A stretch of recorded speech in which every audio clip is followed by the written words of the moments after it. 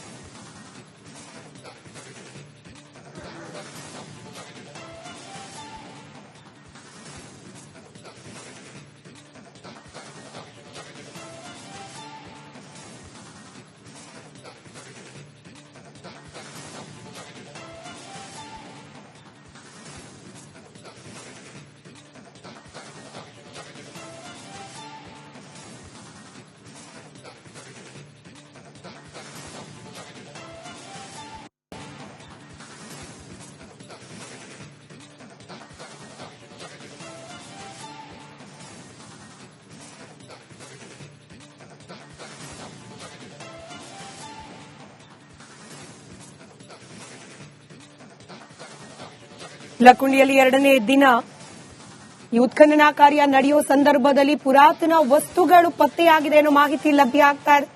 Republic ಕನ್ನಡದಲ್ಲಿ ನಿನ್ನೆಯಿಂದಲೂ ಸತತವಾಗಿ ground report ಅನ್ನು ನೀವು ಗಮನಿಸ್ತಾ ಇದ್ದೀರಿ. ಪೂಜೆ ಪುನಸ್ಕಾರವನ್ನ ಮಾಡುವ ಮೂಲಕ ಉತ್ಖನನ ಕಾರ್ಯವನ್ನ ಪ್ರಾರಂಭ ಮಾಡಲಾಗಿತ್ತು. ಇವತ್ತು ಎರಡನೇ ದಿನ ಉತ್ಖನನ ಕಾರ್ಯ ಮಾಡೋ ಸಂದರ್ಭದಲ್ಲಿ ಒಂದಷ್ಟು ಪುರಾತನ ವಸ್ತುಗಳ ಅವಶೇಷಗಳು ಲಭ್ಯವಾಗಿದೆ ಅನ್ನೋ ಮಾಹಿತಿ ರಿಪಬ್ಲಿಕ್ ಕನ್ನಡಕ್ಕೆ ಸಿಕ್ಕಿದೆ. ಗದಗ ಜಿಲ್ಲೆಯಿಂದಲೇ ಗ್ರೌಂಡ್ ರಿಪೋರ್ಟ್ ಅನ್ನ ಹಾಗೆ ಎಕ್ಸ್ಕ್ಲೂಸಿವ್ ದೃಶ್ಯಗಳನ್ನ ನೀವು ಗಮನಿಸ್ತಾ ಇದ್ದೀರಿ. ದೇಗುಲದ ಆವರಣದಲ್ಲಿ ಪುರಾತನ ಅವಶೇಷ ಪತ್ತೆಯಾಗಿದೆ.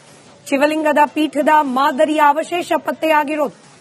ಶಿವಲಿಂಗದ ಪೀಠ, ಪಾಣಿಬಟ್ಟಲು ಮಾದರಿಯ ಆಕೃತಿ ಪತ್ತೆಯಾಗಿದೆ. ಸಹಜವಾಗಿ ಕುತೂಹಲಕ್ಕೆ ಕಾರಣವಾಗ್ತಾ ಇದೆ ಈ ಪುರಾತನ ವಸ್ತುಗಳ ಅವಶೇಷ ಪತ್ತೆಯಾಗಿರುವ ಪ್ರಕರಣ. ಈಗಲೂ ಕೂಡ ಸತತವಾಗಿ ಉತ್ಖನನ ಕಾರ್ಯ ನಡೀತಾ ಇರೋದನ್ನ ಗಮನಿಸ್ತಾ ಇದ್ದೀರಿ.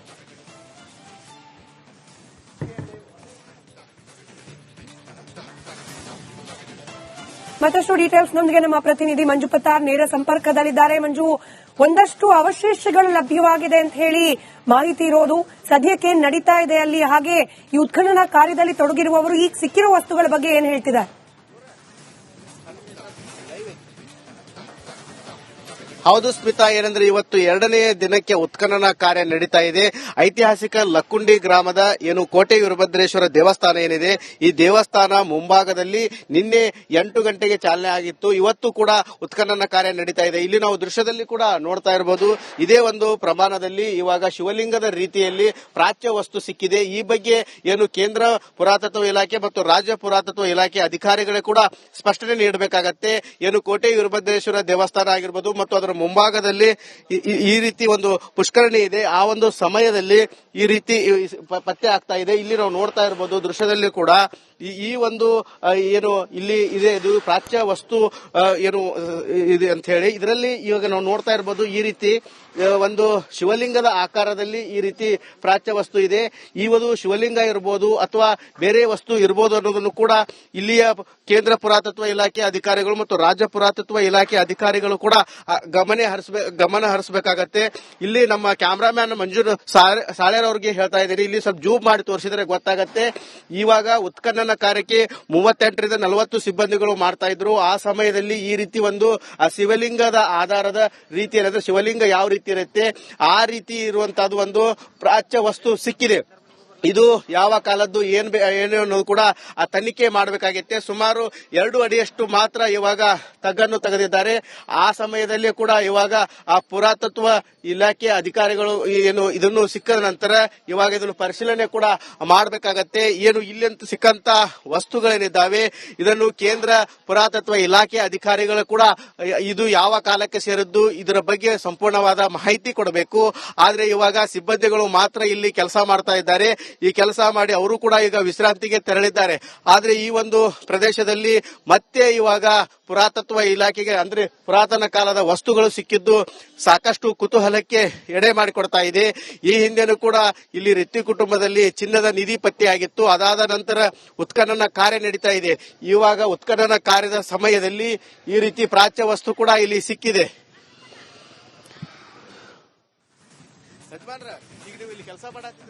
ರೈಟ್, ಈಗಲೂ ಕೂಡ ಉತ್ಖನನ ಕಾರ್ಯ ಮುಂದುವರೆದಿರೋದು. ಕಲ್ರಲ್ರಿ ಅವನ್ನ ನೋಡಿ ಗುದ್ಲಿ ಮುಗಿಸ್ಬೇಡ್ರಪ್ಪ, ಆಗ ಸೂಕ್ಷ್ಮ ಮಣ್ಣ ತೆಗಿರಿ ಅಂತ ಹೇಳಿ ಸರ್ ಅವರು. ಅಷ್ಟಕ್ಕ ಈಗ 10ವರೆಗೆ ಸ್ವಲ್ಪ ನಾಷ್ಟ ಮಾಡಿ ಬರಕ್ ಹೋಗೈತಿ ನಮ್ ಜನ. ಹೋಗಿ ಮತ್ತೆ ಒಳ್ಳೆ ಸಾಯಂಕಾಲ 10ವರೆಗೆ ಬರ್ತೀವಿ ಮತ್ತೆ ಕೆಲ್ಸಕ್ರಿ ಅಂತ ಹೇಳಿ. ಈಗ ತೆಗಿಬೇಕಾದ್ರೆ ಸಿಗ್ತಾರ ಅದು? ಈಗ ತೆಗಿಬೇಕಾದ್ರೆ ಸಿಕ್ತ ನೋಡ್ರಿ ಸರ್ ಅದು. ಅಲ್ಲಿ ಕಡೆಗಿಟ್ಟಿ ನೋಡ್ರಿ ಕಲ್ಲ. ಈಗ ಮತ್ತೊಂದ್ ಇಲ್ಲೊಂದ್ 2 ಇದ್ದವ್ರಿ, ಆ ಕಡೆ ಒಂದೈತ್ರಿ ಆ ಕಡೆ ಒಂದೈತಿ ಸರ್. ಈಗ 2 ಕಲ್ಲ ಇದ್ದವ್ರಿ ಸರ್. ಅದೇನು ಗೊತ್ತಾಗಲ್ರಿ, ಪೂರಾ ಮಣ್ಣು ತಕೊಂಡಿದ್ ಗೊತ್ತಾಗತ್ತೆ ನೋಡಿ ಸರ್. ಅದು ಯಾವ ದೇವ್ರು ಯಾವ ಮಕ್ಕ ಐತೇನೋ ಅಂತದ್, ಹೆಣ್ಣಿಂದ ಐತೋ ಗಂಡು ಬರ್ತೋ ಅದು ನೋಡಿದ್ರೆ ಮಣ್ಣು ತಕೊಂಡಿದ್ ಗೊತ್ತಾಗತ್ತೆ ಸರ್. ಅದು ಅಲ್ಲಿ ಮಟ್ಟ ಗೊತ್ತಾಗಲ್ಲ. ಸ್ಮಿತಾ, ಏನಂತಂದ್ರೆ ಈ ಒಂದು ಕಾರ್ಯದಲ್ಲಿ ಭಾಗಿಯಾದಂತಹ ಸಿಬ್ಬಂದಿಗಳು ಕೂಡ ಹೇಳಿದ್ರು, ಈ ಒಂದು ಏನು ಈ ಉತ್ಖನನ ಮಾಡುವಂತ ಸಮಯದಲ್ಲಿ ಪ್ರಾಚ್ಯ ವಸ್ತುಗಳು ಸಿಕ್ಕಿದ್ದಾವೆ.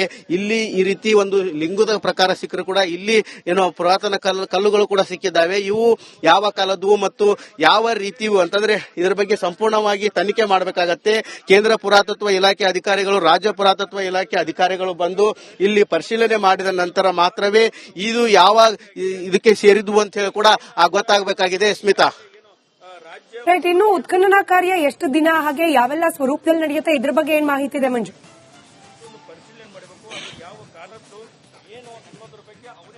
ಹೌದು ಸ್ಮಿತಾ, ಏನಂತಂದ್ರೆ ಇವಾಗ ನಿನ್ನೆಯಿಂದ ಆರಂಭವಾದಂತಹ ಈ ಒಂದು ಉತ್ಖನನ ಕಾರ್ಯ 3 ರಿಂದ 4 ತಿಂಗಳ ಕಾಲ ನಡೆಯುತ್ತೆ. ಪ್ರತಿನಿತ್ಯನೂ ಕೂಡ 35 ರಿಂದ 40 ಸಿಬ್ಬಂದಿಗಳು ಈ ಒಂದು ಉತ್ಖನನ ಕಾರ್ಯದಲ್ಲಿ ಭಾಗಿ ಆಗ್ತಾ ಇರ್ತಾರೆ.